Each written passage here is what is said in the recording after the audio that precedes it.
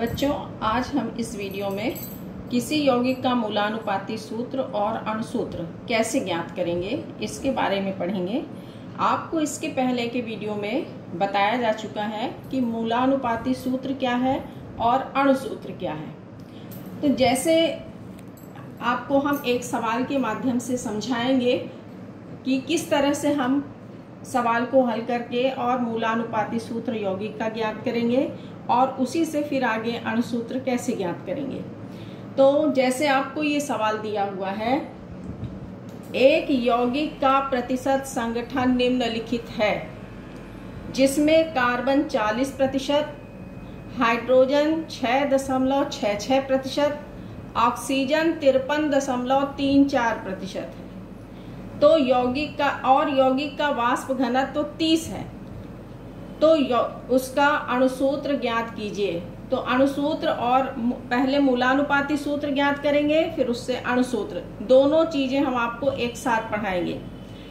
इसमें आपको इसी तरह से अकार्बनिक में भी ज्ञात करते हैं मूलानुपाती सूत्र, और कार्बनिक यौगिकों का भी मूलानुपाती सूत्र और अणुसूत्र ज्ञात करते हैं। इसमें हमने कार्बनिक यौगिक का लिया है। तो कभी कभी सवाल में जैसे यहाँ पर आपको प्रतिशत संगठन पहले बताया जा चुका है पहले की वीडियो में। प्रतिशत का मतलब होता है 100 भार भाग में उपस्थित, किसी यौगिक के 100 भार भाग में उपस्थित तत्वों की मात्रा को उस यौगिक का प्रतिशत संगठन कहते हैं। तो आपको ये समझ में आ जाना चाहिए। जैसे मान लीजिए इस सवाल में कार्बन और हाइड्रोजन दिया हुआ है, ठीक है, ऑक्सीजन नहीं दिया होता तो आप क्या ऑक्सीजन की मात्रा निकाल सकते थे। इसमें दिया हुआ है तो कोई बात नहीं, लेकिन किसी सवाल में ऑक्सीजन की मात्रा नहीं दी होती है। तो आप कैसे जानोगे कि ऑक्सीजन है? कि इसमें क्या करोगे, कार्बन और हाइड्रोजन को जोड़ दोगे। अगर 100 नहीं आ रहा है तो इन 100 में से इन दोनों के योग को, कार्बन और हाइड्रोजन के योग को आप क्या करेंगे, घटा देंगे, तो ऑक्सीजन की मात्रा निकल आएगी।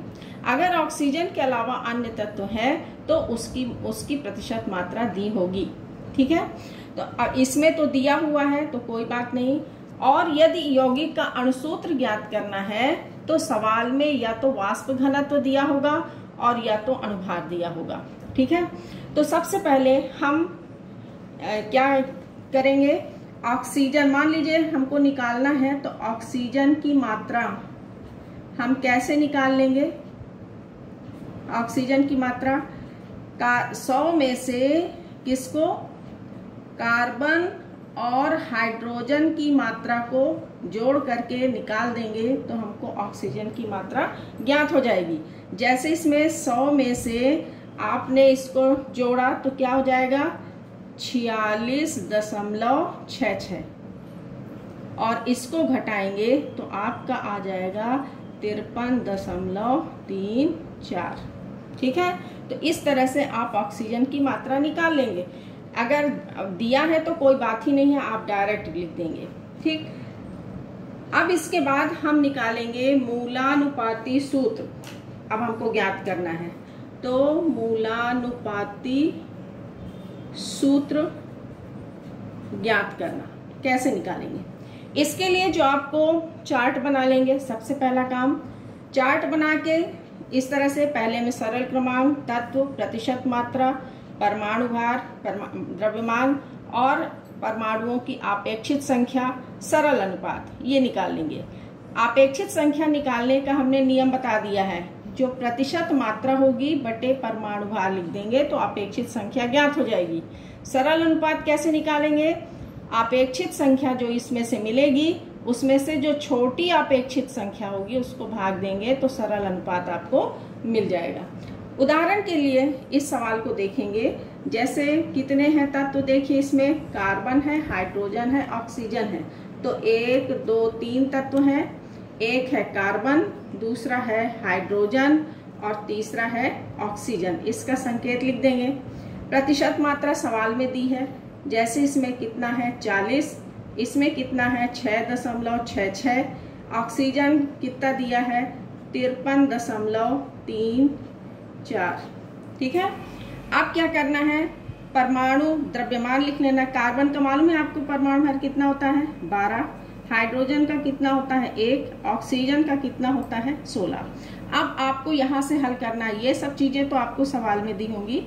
अब अपेक्षित संख्या कैसे निकालेंगे, ये लिखा हुआ है प्रतिशत मात्रा में परमाणु भार का भाग देंगे। प्रतिशत मात्रा ये है तो क्या हो गया 40/12, इसमें हो जाएगा 6.66/1 और इसका हो जाएगा 53.34/16। ठीक, अब जब इसको भाग दोगे तो कितना आ जाएगा, इसमें 3.33 कुछ करके आएगा।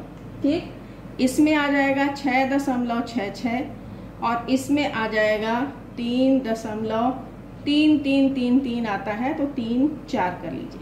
ठीक, अब इसमें आप देखेंगे सबसे छोटी संख्या कौन सी है, ये वाली है। ठीक, तो जो छोटी अपेक्षित संख्या होगी ये वाली सबसे छोटी है। अब हमने क्या बताया, इसी से आप सरल अनुपात निकालोगे। क्या करोगे, जो ये अपेक्षित संख्याएं मिली हैं इसी में फिर से छोटी अपेक्षित संख्या का भाग दोगे तो सरल अनुपात निकल आएगा। तो क्या है इसमें 3.33/3.33। ठीक है, 6.66/3.33 और 3.34 राउंड ऑफ कर दिए हो और 3.33। ठीक, पूरे का भाग दोगे तो ये कितना आ गया 1, ये हो गया 2 और ये हो गया 1। ठीक है, और यदि किसी इसमें पूर्णांक संख्या नहीं आ रही है तो उसे हम निकटतम छोटी संख्या से गुणा करके और हमें इसे छोटी से छोटी पूर्ण संख्या बना लेनी है।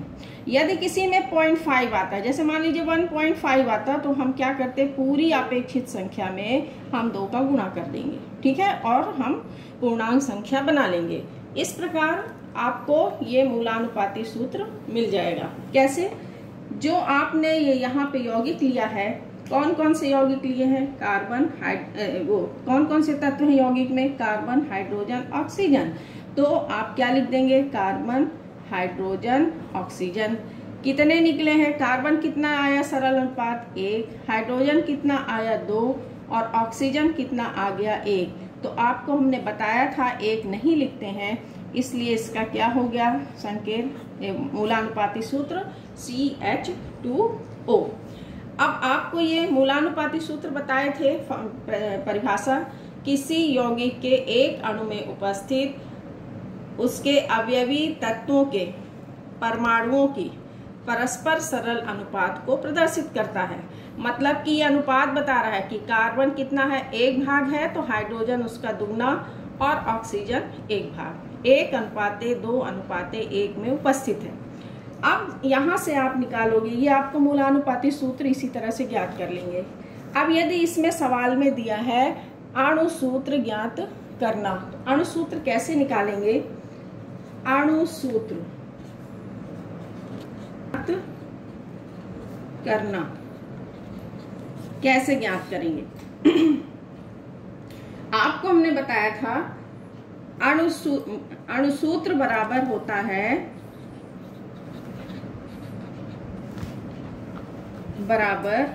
मूलानुपाती सूत्र का होल n।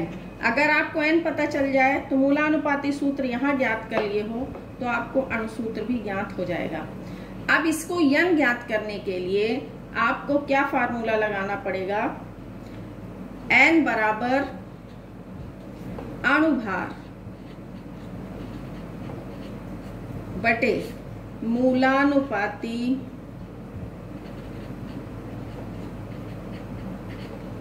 सूत्र का द्रव्यमान। अब देखिए इसमें आपको n ज्ञात करने के लिए ये दोनों चीजें आपके पास होना जरूरी है। तो अणुभार कैसे ज्ञात करोगे, अणुभार बराबर होता है 2 गुणे वाष्प घनत्व। अगर आपके सवाल में अगर अणुभार दिया है तब तो आप डायरेक्ट इसमें लिख दोगे, लेकिन अगर अणुभार नहीं दिया है तो वाष्प घनत्व दिया होगा, तो इसके मदद से निकालेंगे। तो आपको इसमें वाष्प घनत्व कितना दिया है सवाल में? 30। तो आप यहाँ पे क्या कर देंगे? 2 गुणे 30 बराबर कितना हो गया? 60। 60 क्या हो गया? अणुभार आ गया। अब देखिए इसमें अणुभार पता चल गया। अब मूलानुपाती सूत्र का द्रव्यमान, तो ये आपको मूलानुपाती सूत्र मिला है, तो लिखोगे मूलानुपाती सूत्र का द्रव्यमान। जैसे अणुभार निकालते हैं ठीक उसी तरह से फार्मूले से निकालेंगे। क्या है? CH2O। कार्बन कितना है? देखिए यहाँ पर कितने परमाणु हैं? 1 गुणे 12 धन कितने परमाणु हैं? 2 हाइड्रोजन के गुणे 1 धन ऑक्सीजन का कितना परमाणु है? 1। ऑक्सीजन का परमाणु भार 16। तो आप निकाल लेंगे तो 12 धन इसमें 1 का गुणा करोगे तो 2 16 में 1 का गुणा करोगे 16। कितना आ गया? 30 आ गया। ठीक, तो आपको ये अब इन दोनों मान को किस में रख देंगे? इसमें रख देंगे, तो आपको n का मान पता चल जाएगा। तो n बराबर क्या हो गया? 60/30, क्योंकि आप क्या लिख रहे हो? अणुभार बटे मूलानुपाती सूत्र का द्रव्यमान। अब इसको काट दीजिए, कितना आ गया? 2। अब इस मान को किस में रख देंगे? इस सूत्र में। तो क्या आ गया? अणुसूत्र बराबर, इसलिए अणुसूत्र यौगिक का अणुसूत्र बराबर हो गया मूलानुपाती सूत्र। मूलानुपाती सूत्र क्या निकाले हो? CH2O और N कितना निकालिए? 2। अब इसका गुणा कर दो तो क्या बन गया? C2H4 और ये हो गया O2। ये इसका आ गया अणुसूत्र। इस तरह से आप चाहे अकार्बनिक का हो उसका मूलानुपाती सूत्र निकाल सकते हैं। ठीक है, और कार्बनिक आपके ऑर्गेनिक केमिस्ट्री में भी है, तो आप वहां पर भी निकाल सकते हैं किसी भी कार्बनिक यौगिक का मूलानुपाती सूत्र और अणुसूत्र। इस वीडियो को ज़्यादा से ज़्यादा बच्चों को शेयर करिए, वीडियो को आप लोग लाइक करिए और इस चैनल को सब्सक्राइब करिए, जिससे आगे आने वाले वीडियो आपको मिलती रहे और बच्चों की पढ़ाई न रुके। धन्यवाद।